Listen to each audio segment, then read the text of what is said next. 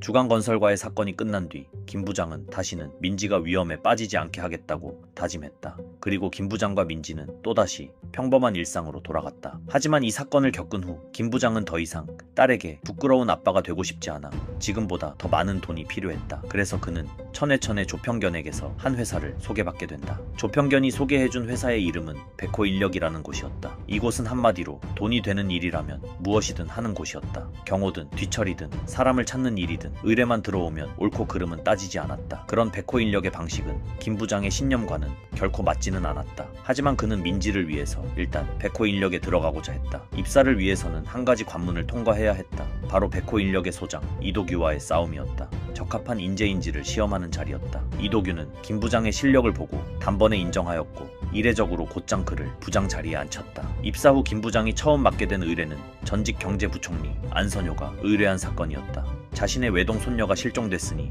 찾아달라는 것이었다. 손녀의 이름은 안다영으로 현재 고등학생이고 사라진 지는 한 달쯤 됐다고 했다. 그런데 이 사건에는 이상한 점이 하나 있었다. 실종된 손녀가 부모에게 계속 문자를 보내온다는 것이었다. 잘 지낸다, 괜찮다, 그런 식으로. 그런데 정작 전화를 걸면 절대 받지 않았고 오직 문자로만 연락이 왔다. 구린내가 나는 건 분명했다. 그래서 김 부장은 이 사건을 조사하기 위해 안다영이 다니던 고등학교에 위장교사가 되어 잠입했다. 그런데 이 학교의 학생들은 선생으로 위장한 김 부장을 보자마자 대놓고 시비를 걸고 난리도 아니었다. 선생을 선생으로 보지 않는다는 게 딱 봐도 학교가 막장이라는 것을 한눈에 알 수 있었다. 그래서 김 부장은 그 학생들을 전부 다 패버리며 기강을 잡았다. 기강을 확실히 잡은 뒤 김 부장은 아이들에게 안다영에 대해 물었다. 돌아온 정보는 이러했다. 안다영은 이 학교 강준성이라는 선배의 여자친구인데 이 강준성이 굉장히 극악무도한 데다 범죄 조직의 일원이라 상당히 위험한 인물이라는 것이었다. 어쨌든 김 부장은 그 아이들을 앞세워 강준성을 찾아갔다. 그런데 김 부장이 도착했을 때 강준성은 이미 누군가에게 위협을 받고 있었다. 강준성이 사채를 쓴 것으로 보였고 그들은 빌려간 돈을 갚으라며 강준성을 몰아붙이고 있었다. 그리고 그 자리엔 찾고 있던 안다영도 함께 있었다. 강준성이 누구에게 위협을 받든 김 부장에겐 상관없는 일이었다. 그래서 그는 그저 안다영만 데리고 나가려 했다. 그렇게 데리고 나오는 길에 안다영이 뜬금없는 질문을 던졌다. 대한민국에서 청소년을 가장 많이 죽이는 게 무엇인지 아느냐고. 그건 다름 아닌 가족이라고. 자신은 가족을 증오한다고 했다. 김 부장은 안다영의 이야기에 깊이 들어가지 않으려 하였다. 자신은 받은 의뢰는 그저 그녀를 집으로 데려가는 것 뿐이었으니까. 다만 그러면서도 한마디는 덧붙였다. 이제 그만 부모 속 썩이지 말고 집에 들어가라고. 얼마 전 그 누구보다 절절하게 자식을 잃을 뻔했던 사람이었기에 할 수 있는 말이었다. 그러나 안다영을 무사히 부모에게 데려갔을 때 김 부장은 무언가 한 가지 이상한 점을 느꼈다. 우선 단순한 가출 사건치고 의뢰비가 지나치게 많았다. 게다가 그 부모는 평범한 청소년 가출인데도 비밀 유지를 그토록 강조했다. 아무래도 아직 드러나지 않은 무언가가 있다는 느낌이 들었다. 그러던 어느 날 김 부장은 학교 아이들에게서 또 다른 소식을 전해 들었다. 안다영이 또 다시 가출했다는 것이었다. 그것도 자기 엄마의 귀를 물어뜯고 도망쳤다고 했다. 백호인력의 의뢰와는 이미 끝난 상관없는 일이었고 이 이상 참견해서는 안 되는 일이었다. 하지만 김 부장 그 역시 딸을 둔 아버지였기에 괜히 마음이 쓰이는 것은 어쩔 수 없었다. 백호인력의 이도규는 이 이상 나서지 말라고 말하였다. 그래서 김 부장은 임무와는 별개로 독단적으로 그 구린내의 정체를 직접 파헤치기 시작했다. 그는 안다영이 갈 만한 곳이 강준성의 집이라 생각하여 다시 그곳으로 향했다. 그런데 집은 이미 난장판이 되어 있었다. 그러나 이곳에는 안다영이 다시 다녀간 흔적, 저항한 흔적, 그리고 누군가에게 강제로 끌려간 듯한 흔적까지 남아있었고 방에 남아있던 안다영의 휴대폰에 깔려있는 커플 앱으로 강준성과 위치를 공유한 기록이 남아있었기에 그 덕분에 강준성을 찾는 일은 어렵지 않았다. 김 부장은 곧장 그를 찾아가 안다영에 대해 캐물었다. 드러난 진실은 추악했다. 강준성은 사채 쓴 빚 때문에 안다영을 이용해 그녀의 가족을 협박하고 몸값을 뜯어내려 했다. 그리고 자신이 빚을 진 사채업자들에게 안다영을 인신매매로 넘겨버린 것이다. 그것도 일본 야쿠자에게 팔아넘기는 거래였다. 김 부장은 곧장 안다영이 끌려간 곳으로 향했다. 도착해보니 그곳은 야쿠자들에게 안다영을 막 넘기려던 현장이었다. 김 부장은 그 야쿠자들을 순식간에 쓸어버렸다. 그리고 그 자리에 우두머리로 보이는 최종 보스로 보이는 놈과 맞붙게 되었는데 지금까지 상대한 그 누구보다 꽤나 강한 놈이었지만 결국 이놈마저 제압해내며 그렇게 김 부장은 무사히 안다영을 구출해냈다. 하지만 이 모든 건 김 부장이 회사의 명령을 어기고 독단적으로 벌인 일이었다. 그래서 당연히 소장 이도규의 심기를 건드렸고 결국 두 사람은 정면으로 맞붙게 된다. 이도규는 김 부장을 몰아붙이며 말했다. 이 바닥에서 믿을 수 있는 건 오직 돈뿐이니 사연이나 감성 따위에 휘둘리지 말라고. 돈이 곧 신념이라 믿는 자와 신념을 위해 돈을 버린 자. 두 사람의 싸움은 쉽게 끝나지 않을 것처럼 보였다. 그런데 바로 그 순간 안다영이 사람들로 가득한 그곳에서 모두가 들으라는 듯 충격적인 사실을 외쳤다. 자신의 할아버지 안선효가 자신의 엄마와 부적절한 관계를 맺어왔다는 것. 사건의 전말은 이러했다. 안선효가 차기 당대표 자리를 눈앞에 두고 있을 무렵 그의 복잡한 여자 문제가 그만 대중에게 알려지고 말았다. 여론은 급격히 나빠졌고 안선효는 이 사태를 잠재울 방법을 궁리하기 시작했다. 당시 그에게는 여러 명의 내연녀가 있었는데 그중 하나가 바로 안다영의 엄마였다. 그래서 안선효는 안다영의 엄마를 자신의 아들과 위장 결혼시키기로 한다. 이렇게 해버리면 그녀는 더 이상 내연녀가 아니라 예비 며느리가 되는 셈이니 그동안 둘이 함께 다닌 것도 그저 집안 사람으로서 그랬던 거라고 둘러댈 수 있었기 때문이었다. 물론 안다영의 엄마는 이 결혼을 받아들이고 싶지 않았지만 안선효는 그녀의 부모에게까지 해를 가하기 시작했기에 결국 그렇게 협박에 시달린 끝에 그녀는 어쩔 수 없이 위장 결혼을 받아들이고 말았고 그리고 결혼한 뒤로도 안선효에게 평생을 놀이개처럼 이용당한 것이었다. 위기에 몰린 안선효는 이도규에게 제안을 했다. 위약금은 얼마든지 줄 테니 김 부장 일행을 정리하고 자신이 하는 일만 방해하지 말아달라고. 그러고는 일이 돌이킬 수 없게 됐다며 자신의 손녀인 안다영마저 죽이려 들었다. 그걸 김 부장이 몸으로 막아섰다. 그러다 보니 김 부장은 또다시 이도규와 대립하게 되는데 바로 그때 누구도 예상치 못한 일이 벌어졌다. 안다영의 엄마가 안선효를 칼로 찔러버린 것이다. 그런 안선효가 이제는 자신의 딸까지 죽이려 드니 그녀는 더는 두 눈 뜨고 볼 수 없었던 것이다. 이 일로 인해 안선효는 식물인간이 되었고 그렇게 이 사건은 여차저차 마무리되며 나름의 해피엔딩으로 끝을 맺는다. 안선효 전직 경제부총리 사건이 마무리된 뒤 다시 평범한 일상으로 돌아온 어느 날 민지가 늦은 시간에 잠깐 나갔다 오겠다고 했다. 학교에서 영화 동아리에 들었다며 한 남자 선배와 영화를 보러 가기로 했다는 것이다. 그 선배의 이름은 정태양, 영화 동아리의 부장이라고 했다. 그런데 그 말을 들은 김 부장은 마음이 편치 않았다. 민지가 이 늦은 시간에 낯선 남자와 단둘이 데이트라니. 신경 쓰지 않으려 해도 세상 모든 남자를 쉽게 믿을 수 없는 게 아버지의 마음이었기에 결국 김 부장은 그 남자애가 과연 괜찮은 녀석인지 아닌지를 직접 확인하기 위해 두 사람의 뒤를 미행하기 시작했다. 그런데 지켜보다 보니 한 가지는 분명했다. 민지가 저 남자애를 무척이나 좋아하고 있다는 것이었다. 사실 김 부장도 알고 있었다. 민지도 이제 다 컸고 언젠가는 딸을 떠나보내야 할 날이 온다는 것을. 자식이라고 해서 언제까지나 억압할 수는 없었기에 그래서 그는 이 관계를 한번 받아들여 보기로 마음먹는다. 그래서 김 부장은 두 사람 앞에 모습을 드러냈고 민지를 먼저 집에 데려다 준 뒤 그 남자애를 바래다 주며 한마디 하려 했다. 앞으로 우리 딸에게 잘하라는 아버지로서의 당부 같은 것이었다. 그런데 이놈은 평범한 남학생이 아니었다. 단 둘이 있게 되자 정태양은 김 부장에게 말했다. 당신을 만나고 싶어 하는 사람이 있다고. 그리고 바로 그 순간 옆에서 트럭 한 대가 김 부장이 탄 차를 그대로 들이받았고 그렇게 김 부장은 납치를 당하게 되었다. 하지만 김 부장은 일부러 기절한 척하며 놈들의 본부까지 순순히 끌려가기를 기다렸고 그리고 본부에 도착하자마자 김 부장은 곧장 움직이기 시작했다. 그곳에 있는 수십 명에 이르는 놈들을 하나둘 제압해 나갔고 어느 정도 정리한 뒤 김 부장은 자신을 이곳으로 유인한 그 정태양이라는 남자애를 붙잡고 물었다. 대체 누가 보낸 거냐고. 그런데 주변을 둘러보니 이곳은 예사로운 곳이 아니었다. 바로 벌바위라고 불리는 북한 최대의 정치범 수용소였다. 바로 그때 그곳에서 한 남자가 모습을 드러냈다. 바로 20년 전에 김 부장이 사랑했던 리뮤진이 위기에 처했을 때 그녀를 죽이려 했던 리뮤진의 상관 성한수와 둘이 함께 덤벼도 쩔쩔맬 만큼 강했던 바로 그 백단열이었다. 알고 보니 백단열이 이 모든 일을 꾸민 이유는 그저 김 부장에 대한 복수였다. 오래전 김 부장에게 당했던 그 일을 그는 무려 20년이 넘도록 잊지 않고 이 순간을 준비해온 것이다. 그제야 김 부장은 모든 걸 깨달을 수 있었다. 민지에게 접근했던 정태양은 사실 백단열의 양아들이었고 처음부터 김 부장을 이곳으로 끌어내기 위해 의도적으로 민지에게 접근한 것이었다는 사실을 말이다. 그리고 백단열은 한 가지 더 소름 끼치는 말을 덧붙였다. 김 부장뿐 아니라 민지까지 죽여버리겠다고. 딸까지 위협받게 되자 김 부장은 일단 이곳을 빠져나가 민지에게 향하고자 했다. 한시라도 빨리 민지에게 닥칠 위험을 막아야 했기 때문이다. 그런데 그곳을 벗어나려던 도중 김 부장은 뜻밖의 광경을 목격했다. 바로 인민군들에게 둘러싸여 한 여자가 인질로 붙잡혀 있었던 것인데 그런데 그 여자는 분명 아이를 낳다 죽었다던 자신의 아내 리뮤진이었다. 김 부장의 머릿속이 순식간에 뒤엉켰다.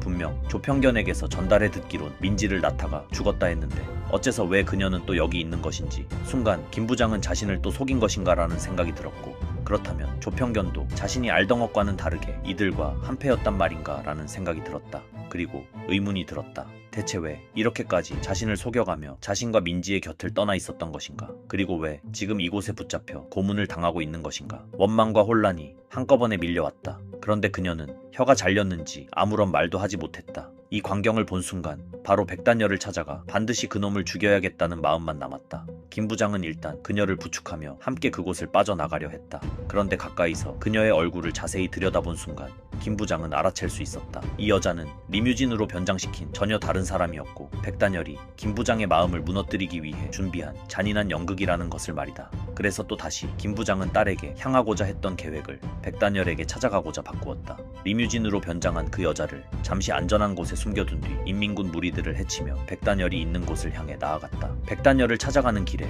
김 부장은 백단열의 양아들인 정태양과 다시 마주쳤다. 분명 정태양을 죽여 없앨 수도 있었다. 하지만 정태양을 죽이려던 그 순간 김 부장의 머릿속에 한 장면이 스쳤다.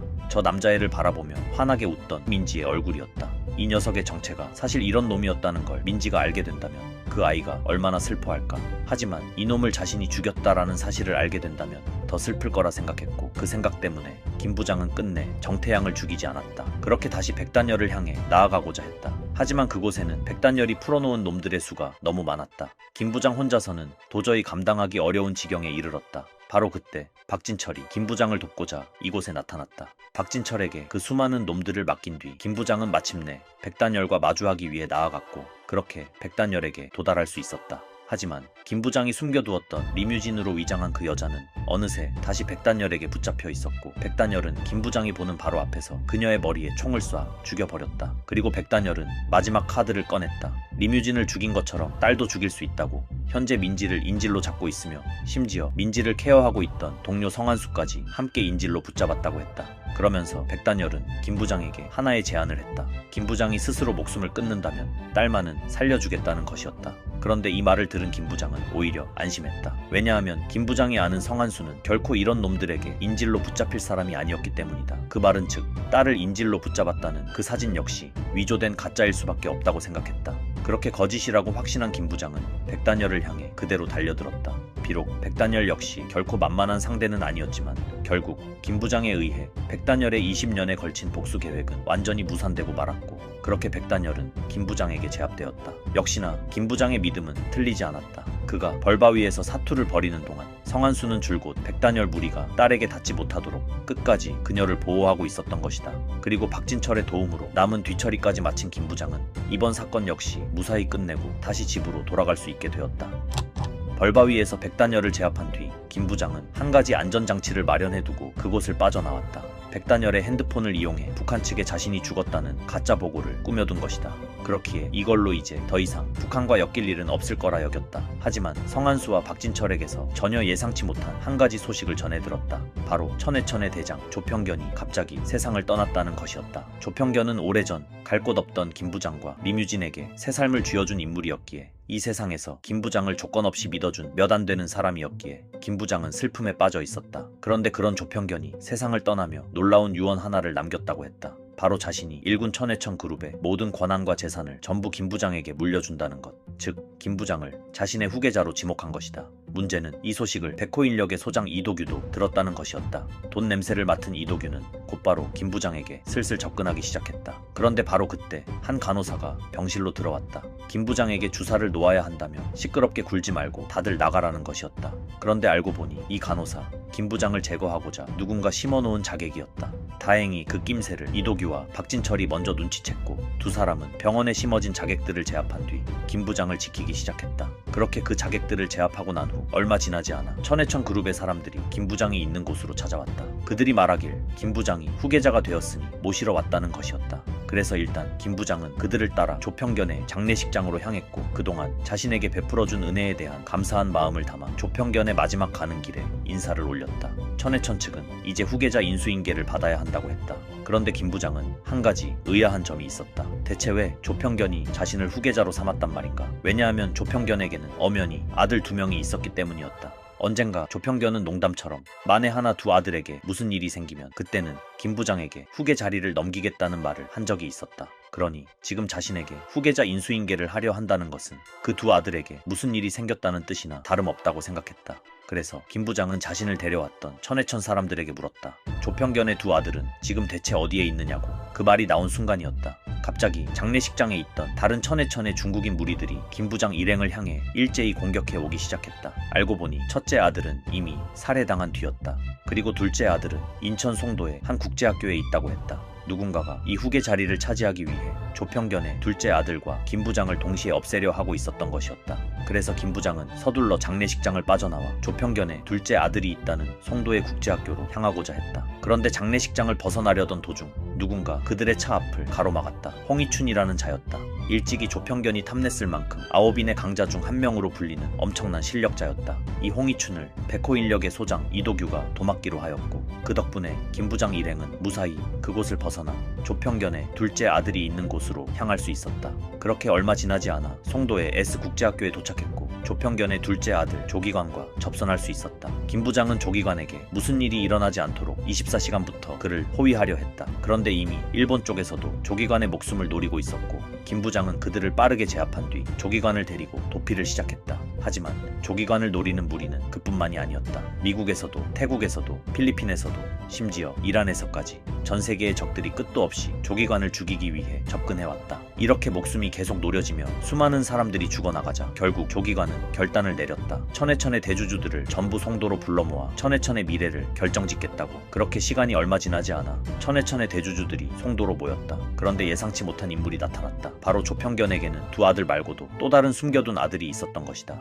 그자는 조태화라는 자였다. 그리고 놀랍게도 여지껏 조기관과 김 부장의 목숨을 노린 이 모든 사태를 꾸민 장본인이 바로 이 조태화였다. 조태화는 예전부터 매우 유능한 자였다. 무능하고 방탕한 첫째 아들 조양택 그리고 후계 다툼이 싫다며 자리를 포기하고 떠나버린 둘째 아들 조기관과는 달리 그는 천해천의 경영에 누구보다 진심이었고 심지어 능력도 있었다. 하지만 후계자 자리를 두고 조평견은 늘 조양택과 조기관만을 거론할 뿐 조태화는 언급조차 되지 않았다. 거기서 비롯된 배신감이 그를 폭주하게 만들었던 것이었다. 그리하여 천해천을 차지하기 위해 조태화는 아버지 조평견을 살해했고 조평견의 두 아들과 김 부장까지 전부 없애기 위해 이렇게 판을 크게 벌인 것이었다. 하지만 이 사건에는 조태화 또한 모르는 숨겨진 진실이 있었다. 사실 조태화는 조평견의 친아들이 아니었다. 오래전 조평견과 인연이 있던 한 과학자가 세상을 떠나며 남긴 아이를 조평견이 거두어 기른 양아들이었던 것이다. 그렇다면 조평견은 왜 그토록 유능한 조태화를 끝내 후계자로 세우지 않았을까?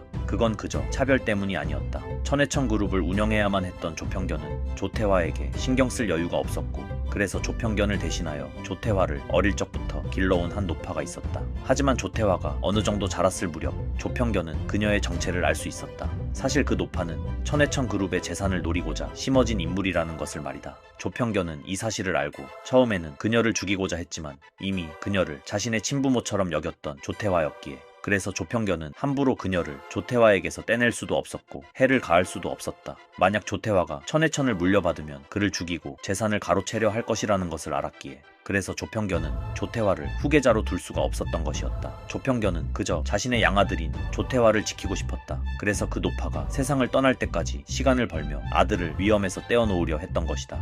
하지만 그 마음을 알 리 없던 조태화는 그것을 그저 차별이라고만 여겼고 끝내 자신을 지키려던 조평견에게 칼을 겨누고 말았던 것이었다. 뒤늦게 이 모든 진실을 알게 된 조태화는 완전히 무너져 내렸다. 자신을 그토록 아꼈던 아버지를 제 손으로 죽였다는 죄책감에 절망에 빠진 조태화는 둘째 형 조기관마저 끌어안고 투신하여 함께 목숨을 끊으려 했다. 하지만 김 부장이 아슬아슬하게 그 둘을 붙잡아 떨어지는 것만은 막아냈다. 그러나 조태화는 자신이 그동안 해온 악행에 견디지 못하고 미리 준비해둔 칼로 스스로의 가슴을 찔렀다. 그리고 마지막 순간 아버지는 끝까지 너를 진짜 아들로 여겼을 거라는 조기관의 말을 들으며 조태화는 그의 품 안에서 조용히 숨을 거두었다. 그렇게 조태화가 생을 마감하면서 천해천의 후계 다툼은 끝이 났다. 하지만 후계 다툼이 끝났음에도 불구하고 격렬했던 천해천 후계 다툼으로 인해 천해천 조직이 내부에서부터 무너지자 그 틈을 노린 중국 공산당과 또 다른 거대 세력이 개입하여 천해천의 모든 자산을 통째로 삼켜버리게 되었고 후계자가 확정되었음에도 불구하고 조기관은 여전히 그들의 새로운 표적이 되었다.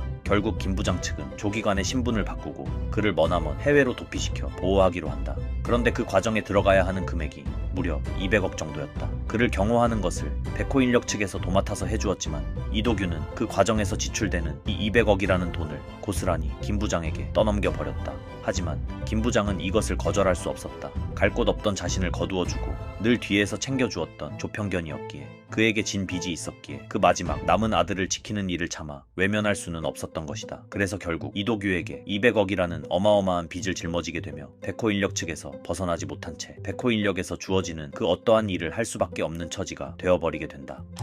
어느 날 김 부장은 맞선을 보게 되었다. 사실 그는 재혼 생각이 전혀 없었지만 딸 민지가 자꾸만 재혼을 권하는 바람에 결국 마지못해 맞선에 나가게 되었다. 하지만 다행히도 상대 여성 또한 김 부장과 비슷한 처지였기에 김 부장은 이 만남을 그저 스쳐 지나갈 인연이라고 여겼다. 그녀의 이름은 이수지였다. 그런데 며칠 뒤 그 이수지에게서 갑자기 전화가 걸려왔다. 갑자기 뭔 일이지 하고 전화를 받아보니 이수지가 아닌 웬 양아치 같은 놈들이었다. 그들은 전화기 너머로 이렇게 말했다. 이수지를 납치했으니 좋은 말로 할 때 당장 튀어오라고. 무슨 사정인지는 모르겠으나 위험해 보여서 그놈들이 알려준 곳으로 향했다. 가보니 그곳은 어느 한 폐공장이었고 이수지는 그놈들에게 위협을 받고 있었다. 그런데 놈들이 나누는 대화를 듣자 하니 이자들은 코인으로 큰돈을 세탁하는 무리였다. 순간 김 부장의 머릿속에 한 가지 생각이 스쳤다. 어쩌면 이건 그 지긋지긋한 빚을 조금이나마 갚을 기회가 될지도 모르겠다고. 그래서 김 부장은 그곳의 패거리를 순식간에 쓸어버렸다. 수십 명이 나가떨어지자 그중 우두머리로 보이는 자가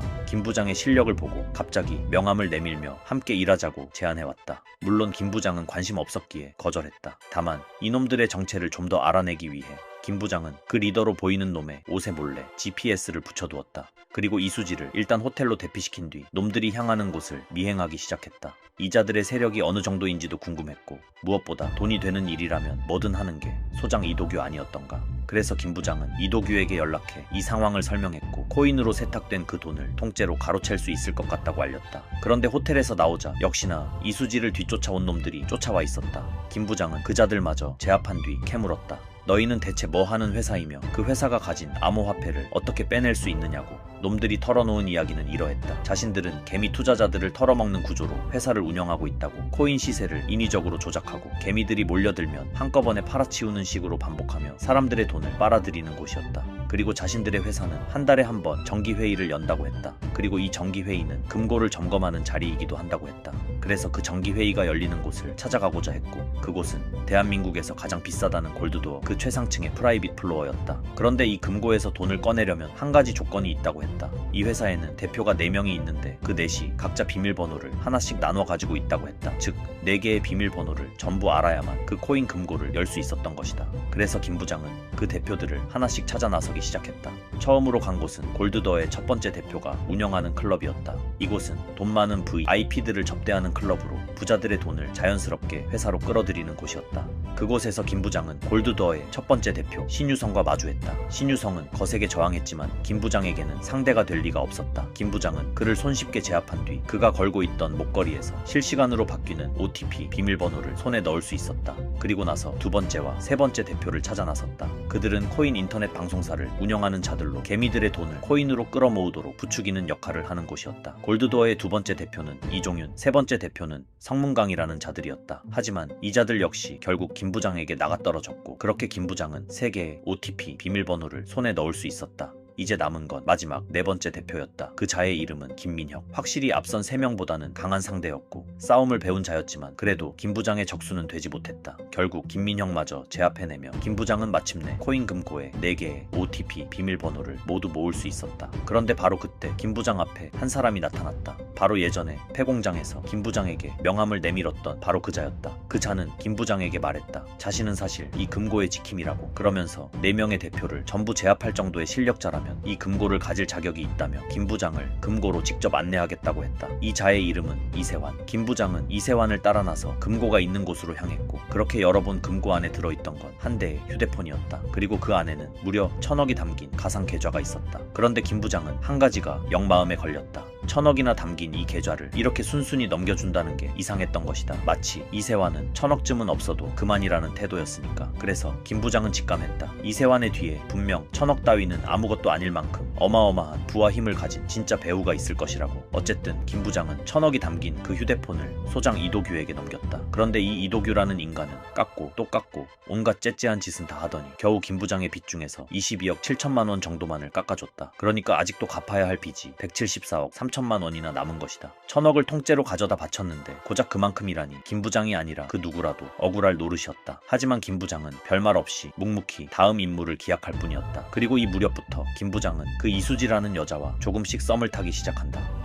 코인과 얽힌 그 임무를 끝낸 뒤 김 부장은 제법 긴 휴가를 받아 딸 민지와 함께 모처럼의 시간을 보내고 있었다. 그런데 어느 날 박진철이 김 부장을 불러냈다. 자신이 꾸린 팀 RS와 함께 일을 하나 하자는 제안이었다. 들어보니 이랬다. 군에 보급될 장비들이 갑자기 통째로 사라졌다는 제보가 들어왔다는 것이다. 그 사라진 규모가 무려 사단 하나에 맞먹는 화력이라고 하였고 개인 화기부터 시작해 전차까지 누군가 작정하고 탈취해간 게 분명해 보인다고 했다. 그래서 이걸 되찾아야 한다는 것이었다. 힘들 때마다 늘 자신을 도와준 박진철의 부탁이었기에 김 부장은 당연히 나서기로 했다. 그렇게 그는 RS팀과 합류해 이 임무를 시작하게 되었다. 그런데 박진철이 꾸린 RS의 팀원 중에 백단열의 양아들 정태양이 있었다. 오래전 딸 민지에게 의도적으로 접근해 김 부장을 벌바위로 유인했던 바로 그 녀석이 대체 왜 여기 있나 싶어 영 불편했다. 그런데 또 하필 박진철은 정태양과 함께 2인 1조로 움직이라고 하였다. 당연히 내키지 않았다. 하지만 박진철은 임무를 위해서니 자신을 봐서라도 조금만 참아달라고 부탁했다. 내키진 않았지만 정태양 역시 전투 능력만큼은 뛰어난 녀석이었으니까. 그래서 결국 김 부장은 정태양과 함께 2인 1조로 임무를 진행하기로 한다.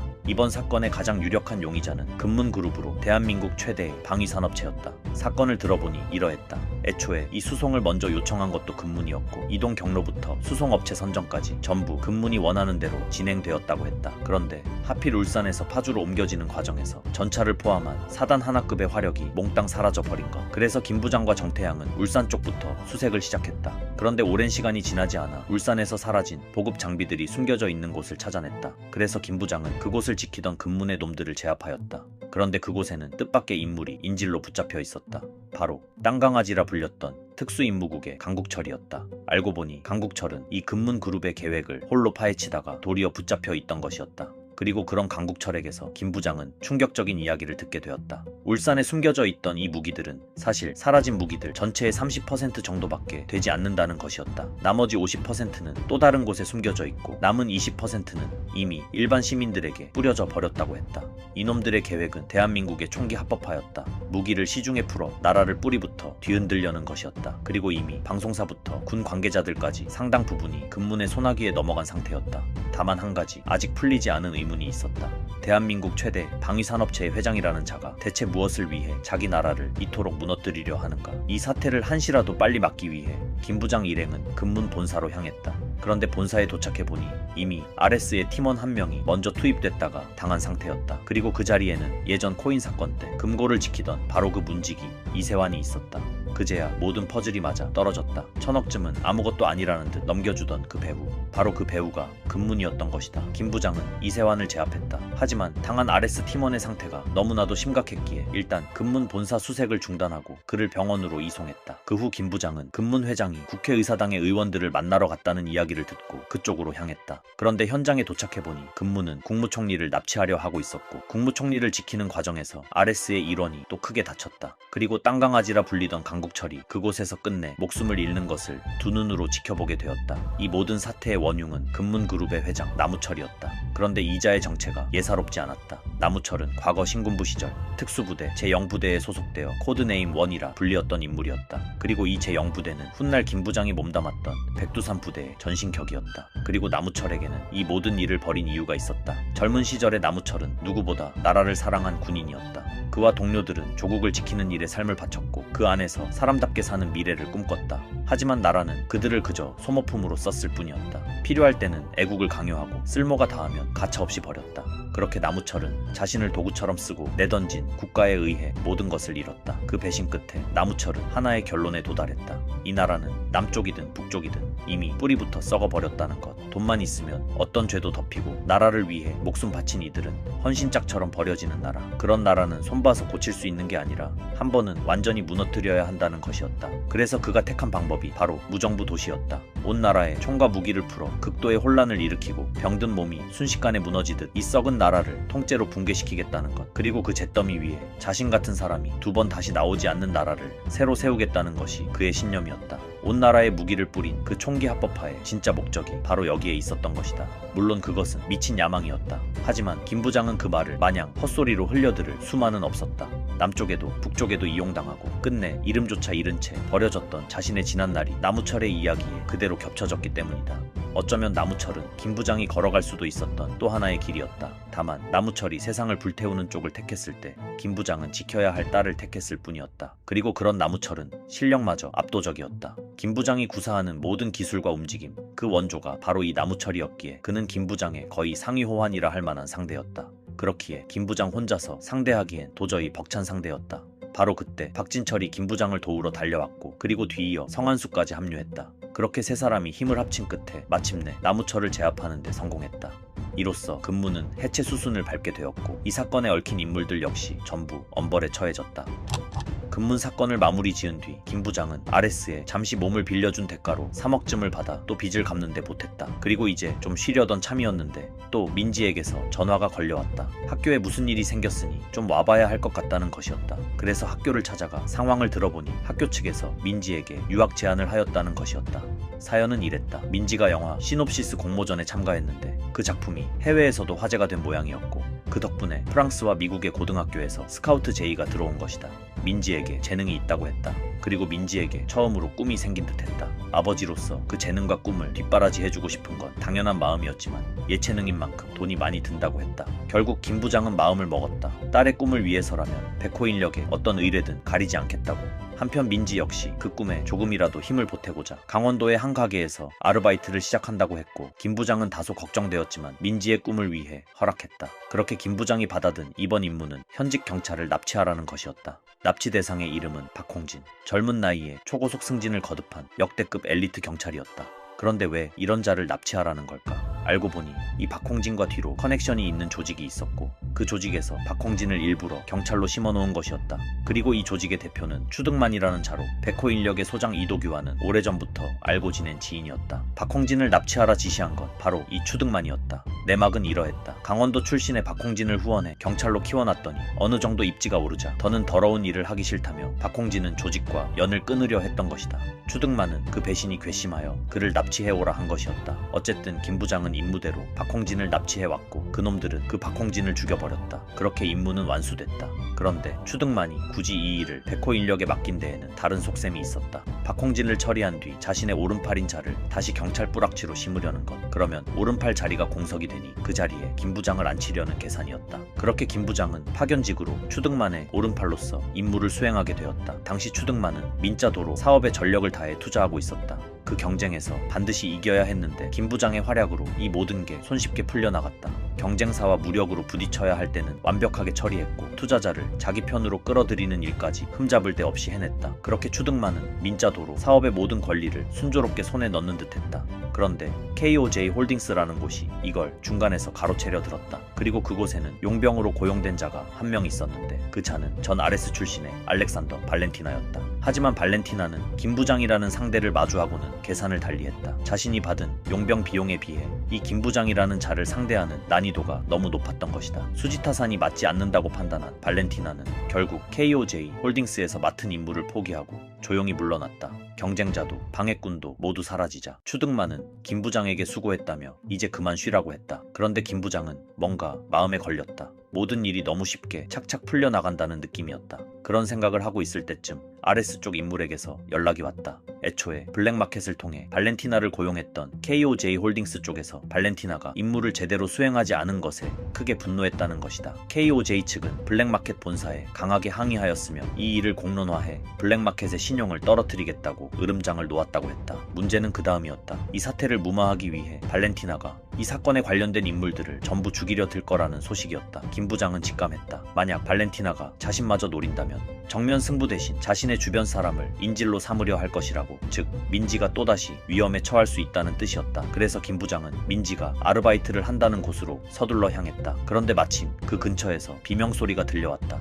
소리를 따라가 보니 발렌티나가 누군가를 해치려 하고 있었다. 그런데 그 대상은 민지가 아니었고 뜻밖에도 주강찬의 딸 주혜리였다. 대체 왜 이곳에 민지가 아닌 주혜리가 있는지, 왜 발렌티나가 주혜리를 노리는지는 알 수 없었다. 하지만 늦지 않게 도착했다고 판단한 김 부장은 발렌티나와 맞붙었다. 확실히 발렌티나는 전 아레나 출신답게 강했다. 그런데 한창 싸우던 도중 잠시 한눈을 판 사이 주혜리가 인질로 잡히고 말았고 바로 그때 어디선가 민지가 나타났다. 그런데 놀랍게도 주강찬과 함께였다. 상황이 어떻게 돌아가는 건지 알 수 없는 사이 발렌티나는 주혜리를 찔렀고 이번엔 민지를 향해 달려들었다. 김 부장이 뒤따랐지만 이미 한 발 늦은 상황이었다. 그렇게 발렌티나의 공격이 그대로 민지에게 꽂히려는 순간 그 공격을 주강찬이 몸으로 막아섰다. 자기 몸으로 민지 대신 그 칼을 받아낸 것이다. 그러고는 주강찬은 김 부장에게 이렇게 말했다. 내가 네 딸을 살렸으니 우리 혜리도 제발 살려달라고. 주강찬의 희생 덕에 김 부장은 마침내 발렌티나에게 다다를 수 있었다. 그렇게 한참을 그녀와 사투를 벌였다. 좀처럼 승부가 나지 않던 그때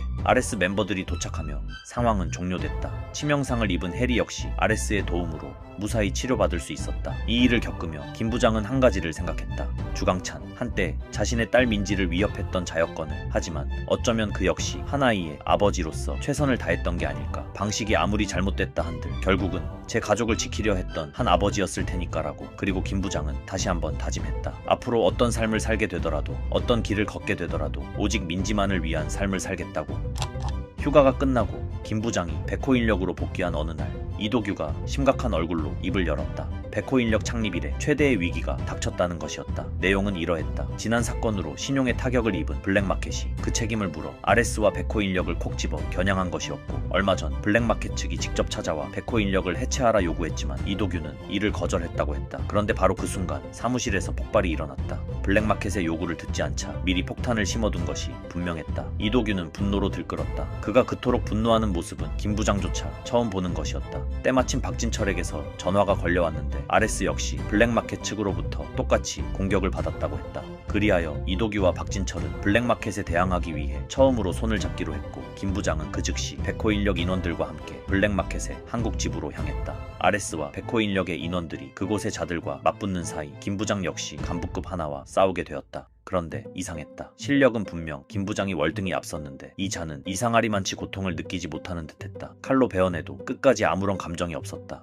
마치 누군가에게 조종당하는 꼭두각시처럼. 어쨌든 그 자를 정리한 뒤 김 부장은 건물 내부로 들어섰다. 안에서는 이도규가 누군가와 싸우고 있었다. 그런데 그 상대를 본 순간 김 부장은 온몸이 얼어붙었다. 그 상대는 오래전 북한에서 김 부장의 의형제이자 단 하나뿐인 친구였던 66번이었다. 김 부장은 믿기지 않았다. 아주 오래전 자신을 위해 죽었던 그가 지금 김 부장의 눈앞에 보란듯이 살아있었다. 생김새도 몸놀림도 틀림없는 66번이었다. 김 부장은 무의식적으로 이도규를 막아섰다. 그리고 사실상 애원하듯 이도규에게 한 가지를 부탁했다. 저 남자만큼은 자신이 상대하게 해달라고. 그 대가로 이번 일의 수수료는 포기하겠으며 앞으로 어떤 일이든 시키는 일이라면 그것이 옳지 않은 일일지라도 이유를 묻지 않고 전부 하겠다고. 이도규는 그 제안을 받아들였다. 그 순간 66번은 몸을 돌려 도망쳤고 김 부장은 그 뒤를 쫓았다. 그렇게 두 사람은 어느 옥상에서 다시 마주섰다. 궁지에 몰린 66번을 앞에 두고 김 부장은 잠시 이야기를 나눠보려 했다. 하지만 66번 역시 아까 그 간부처럼 감정이라고는 없는 꼭두각시 같아 보였기에 기억마저 잃었을 거라 김 부장은 그렇게 생각했다.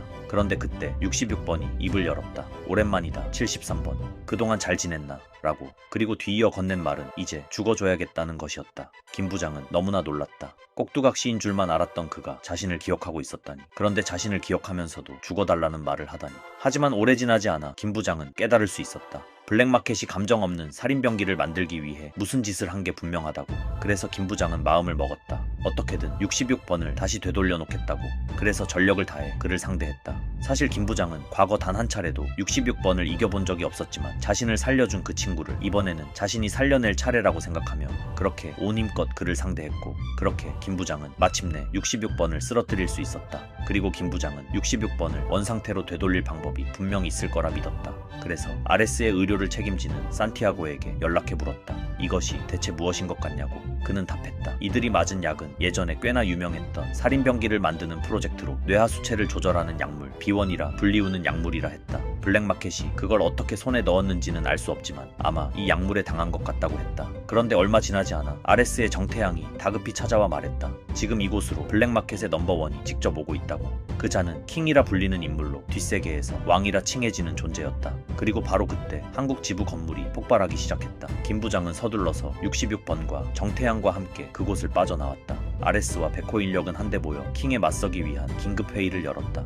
박진철의 말에 따르면 블랙마켓 간부들의 몸에는 생체칩과 도청장치가 숨겨져 있다고 했다. 그 간부들의 몸에서 생체칩과 도청장치를 꺼내 박진철 무리가 킹을 자신 쪽으로 유도하려는 것이었다. 그 사이 김 부장은 정태양과 함께 RS의 의무관에게 66번을 데려가 원상태로 돌려놓고자 했다. 그런데 생각지도 못한 일이 벌어졌다. RS 본부로 가던 길목에 그 의무관 산티아고가 쓰러져 있었던 것이다. 그리고 그곳엔 킹이라는 자 또한 있었다. 킹은 박진철이 세운 계획을 이미 눈치채고 있었고 그리하여 자기 부하들에게는 박진철을 쫓게 하고 정작 자신은 김 부장 쪽을 쫓아온 것이었다. 그렇게 강한 김 부장마저 킹에게는 상대가 되지 않았다. 김 부장은 전력을 다해 그자에게 맞섰지만 그 강함은 가히 압도적이었다. 의아했다. 분명 나이가 지긋한 자였고 신체적으로는 전성기가 한참 지났을 텐데 어째서 저렇게 말도 안 되는 힘이 있는 건지. 김 부장은 킹에게 두들겨 맞으며 팔이 부러졌고 그동안 쌓인 피로까지 한꺼번에 터져 나왔기에 이제 그만 포기하고 싶다는 생각을 했다. 그렇지만 포기할 수 없었다. 자신을 믿는 사람들, 자신의 곁을 지켜준 사람들,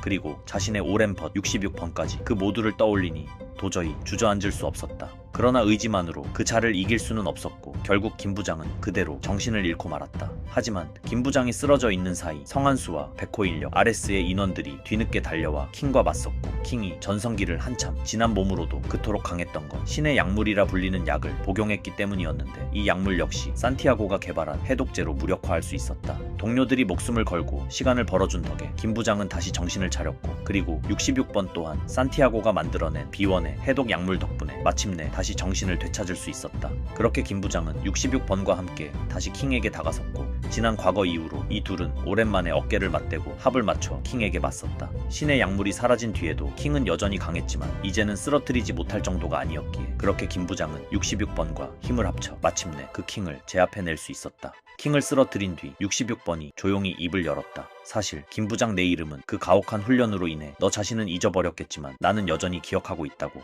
그 지옥 같은 훈련소에서 자기 자신조차 잊어버려야 했던 이름, 평생을 번호로만 불려온 김 부장의 진짜 이름.